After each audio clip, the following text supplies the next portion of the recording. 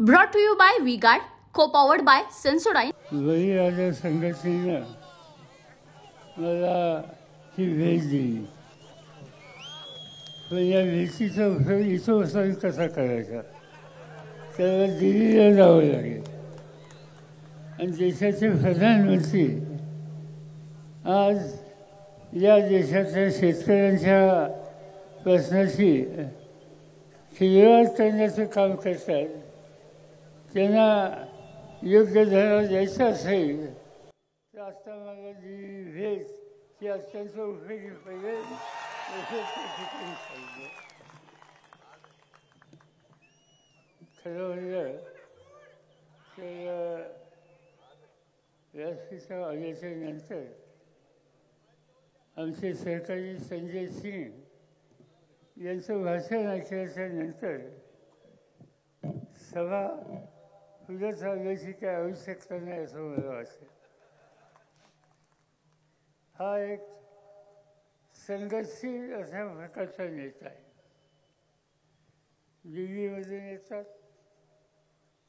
अनेक संकटाला तोंड देतात, पण किती मोठी संकट आली तर हा ग्रस्त कधी घाबरत नाही. जे आपलं तत्व आहे त्या तत्वाची कधी जरूरत नाही. आजची ही सभा एक ऐतिहासिक सभा आहे. मला आज आठवण झाली की महाराष्ट्राचं सुख होतं, सातारचं कर्तृत्व ज्यांनी सर्व देशाला देशाच्या बाहेर दाखवलं त्या यशवंत चव्हाण या सगळ्यांचं फळ आम्हाला होतो आहे. आणि त्याचं महत्त्वाचं कारण एक संघर्षाची स्थिती आज देशामध्ये आली आणि तिला सामोरं जायचा निकाल हा घ्यावा लागतो.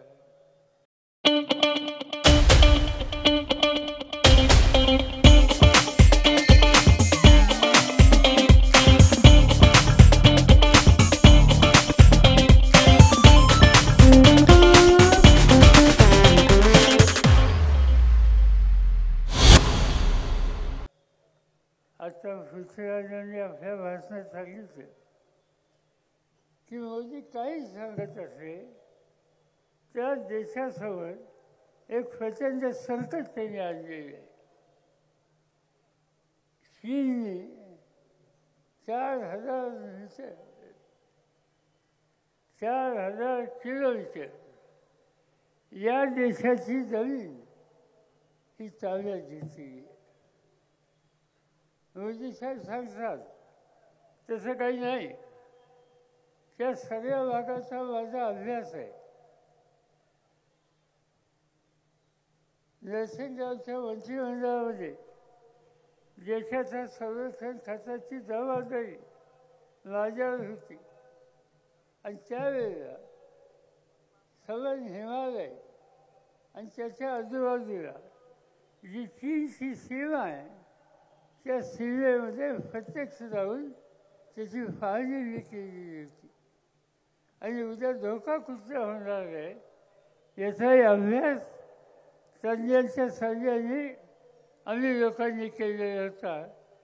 आम्ही त्यावेळी काळजी घेतली, पण मोदी साहेबांच्या कालखंडामध्ये त्या प्रश्नाला त्यांनी महत्त्व दिलं नाही. आणि त्याचा परिणाम आज हजारो किलोमीटर या देशाची जमीन आज चीनने ताब्यात घेतली. तुमची माझी जमीन जो घालवतो त्याला देशात सत्ता करायचा अधिकार आहे का हा निकाल घ्यायची वेळ आली. हे दाखवतात की आम्ही हे करतो ते करतोय. बऱ्याचशा गोष्टी खोट्या असतात ज्याचा उल्लेख या ठिकाणी आधी केला. मध्यंतरी काश्मीरच्या भागात एक चॅलेंज तयार केलं, आवश्यकता होती. त्या चॅलेंजचं उद्घाटन झालं. मी बारकाईनं बघत होतो टेलिव्हिजनवर. त्या सवन उद्घाटनाच्या कार्यक्रमाला एकच व्यक्ती होती आणि ती म्हणजे नरेंद्र मोदी. त्या चळ्यांमधलं ते स्वतः चालत येत होते. एवढं महत्त्वाचं देशाच्या दृष्टीनं काम त्या ठिकाणी असताना त्या राज्याचे कोणी लोकप्रतिनिधी, तिचे मुख्यमंत्री, तिचे अधिकारी, त्या सगळ्यांच्या सह त्या ठिकाणी जाण्याचं काम करण्याची आवश्यकता होती. पण मोदींचं एक वैशिष्ट्य आहे, काय असे नसे ते फक्त मीच करतो, माझ्याशिवाय दुसरं कोणी करत नाही. आज या ठिकाणी त्यांनी काय आश्वासन दिली याची चर्चा नाही. 2014ला त्यांनी सांगितलं होतं की आमच्या हातामध्ये सत्ता आल्याच्या नंतर आम्ही महागाई कमी करू, मालाच्या किमती 50% कमी करू. काय घ्यायचं?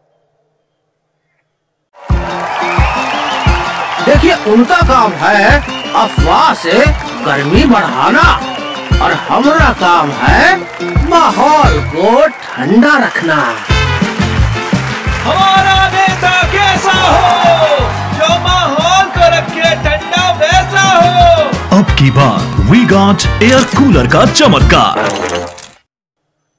हा शब्द त्यांनी पाळला. आज आपण बघतोय की हे आश्वासन त्यांनी पाळलं. त्यांनी दुसरी गोष्ट सांगितली की माझ्या हातामध्ये सत्ता द्या. या देशाचा शेतकरी जो संकटात आहे त्याला संकटातून बाहेर काढण्याच्यासाठी उत्पादन खर्चाचा विचार करून त्याला त्याच्या मालाची किंमत आम्ही देऊ. आज 14 साल गेलं, 24 साल आलं. या 10 वर्षाच्या कालखंडामध्ये उत्पादन खर्चाचा यत्किंचित विचार केला नाही. आज उत्पादन खर्च वाढला, बियाणं महाग झालं, खतं औषधं महाग झाली, मजुरी महाग झाली. शेती अर्थव्यवस्था आज संकटामध्ये आली. शेतीमालाची किंमत वाढली. यांनी केलं काय या सगळ्या काळामध्ये? या काळामध्ये कधीही फायली नाही अशा प्रकारची सूर भावना आज या देशामध्ये आपण पाहतो. मोदींचं धोरण त्याला पसंत नाही अशी भूमिका कुणी घेतली की त्याला लगेच करून घाल. आज या ठिकाणी संजय सिंग आलेले मोदींच्या त्यांनी कसं टीका केली होती. 6 महिन्याच्या तुरुंगात अनेकांची उदाहरणं देता येते. झारखंडसारखं आदिवासींचं राज्य, आदिवासी मुख्यमंत्री, त्यांनी आदिवासींच्या प्रश्नाकडे प्रधानमंत्री लक्ष देत नाहीत असं विधान कुठेतरी केलं. आज तो मुख्यमंत्री जेलमध्ये गेलेला आहे. दिल्लीचा मुख्यमंत्री ज्यांनी उत्तम काम केलं त्याचं काम व्हायच्यासाठी भारताच्या बाहेरून सुद्धा लोक येतात. केंद्र सरकारने याच्यामध्ये सहकार्य केलं नाही अशी भूमिका त्यांनी कुठं मांडली. आज ते मुख्यमंत्री तुरुंगामध्ये आहेत. याचा अर्थ आज हातात असलेली सत्ता ही सूर्यभावनेनं ज्यांचा विचार आपल्याला नाही मंजूर त्यांच्या विरुद्ध वापरायची हे सूत्र घेऊन आज मोदी साहेबच्या ठिकाणी प्रयत्न करत आहेत. आणि स्थिती बदलायची, ही स्थिती बदलायची असेल झिंझिण्यांपासून त्वरित आराम मिळवा सेन्सोडाईन रॅपिड रिलीफ बरोबर. तर उद्याच्या निवडणुकीमध्ये शशिकांतचा मोठ्या मतांनी विजय करणं हे तुमचं माझं कर्तव्य. गेले अनेक वर्ष जळून तुम्ही सगळ्यांनी पाहिलं. हा ग्रस्त सामान्य माणसाच्या हिताची जपणूक करणं, कष्टकऱ्यांच्या भरसात लक्ष घालणं, कुणाची तडजोड न करणारा, स्वार्थी विचार मनात न येऊन देणारा आणि अखंड फळालं जे संसद समाजांनी आदर्श आपल्या सगळ्यांच्या समोर ठेवले ते आदर्श निर्देश ठेवून सामान्यांच्यासाठी कष्ट करणं एवढा एक कवी कार्यक्रम आज शशिकांत शिंदेचा आहे. आणि म्हणून अशा व्यक्तीला मोठ्या मताने विजयी करा. त्यासाठी त्यांची जी खूण आहे ती आपल्या सगळ्यांना आता माहीत आहे. तुतारी करणारा मनुष्य त्याच्यासमोर वचन द्यावं आणि पुन्हा एकदा महाराष्ट्राचा लौकिक संबंध देशामध्ये करण्याचं काम या सासऱ्यावरनं करा हीच विनंती करतो. माझे 2 शब्द संपवतो. Brought to you by V-Guard, co-powered by Sensodyne.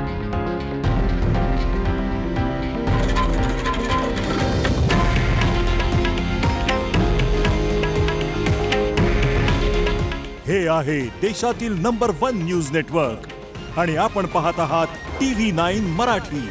काळजी तुमची, हित महाराष्ट्राचं.